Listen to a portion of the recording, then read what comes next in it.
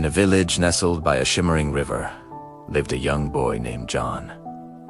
The river, once teeming with life, had grown quiet, its fish mysteriously gone. Every day, the villagers cast their nets, only to pull them back empty. Hunger was a constant guest in their homes, and hope was wearing thin. John, like all the men in his village, went to the river at dawn. He was young, but the weight of his family's hunger rested heavily on his small shoulders. His mother, her face etched with worry, would watch him leave, her eyes holding a silent plea. Day after day, he returned with nothing, his head hung low, unable to meet her disappointed gaze. Another day wasted, she would sigh, her voice a sharp edge of despair that cut deeper than any scolding. What are we to do, John?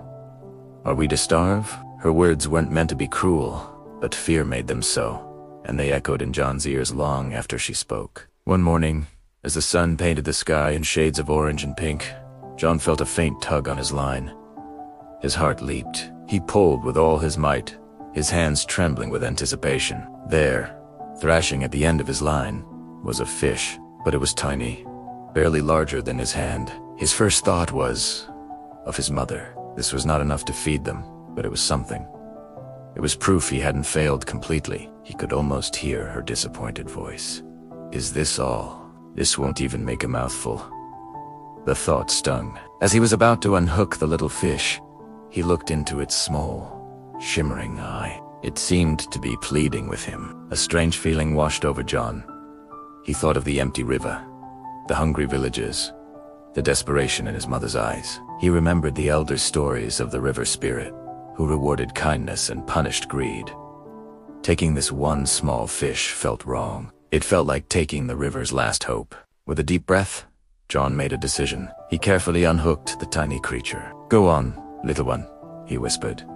Go and bring your family back. He watched as it darted away, a silver flash in the murky water, disappearing into the depths. He went home empty-handed once again. His mother saw his empty basket and her face hardened. Nothing. Again, John couldn't bring himself to tell her about the little fish. He simply nodded, bracing for her anger. But this time she just turned away, her silence a heavy blanket of disappointment that smothered the small hut. John felt a tear trace a path down his dusty cheek.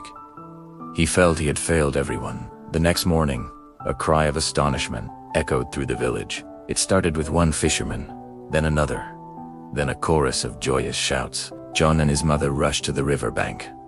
What they saw was a miracle. The river was alive again, shimmering with thousands of fish, their silver scales catching the morning light. The nets were full, bulging with a bounty none of them had seen in years.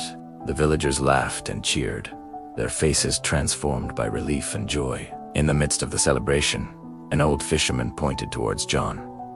It was the boy, he said, his voice full of awe. I saw him yesterday. He caught the first fish, Tion leafies, and he let it go. All eyes turned to John.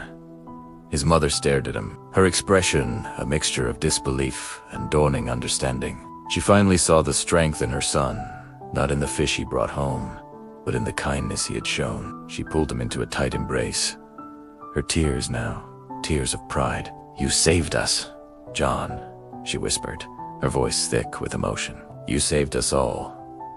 From that day on, John was no longer just a boy who couldn't catch fish. He was the hero who listened to his heart and brought life back to the river and hope back to his village. Thank you for watching. If this story touched your heart, please like and subscribe for more tales that inspire.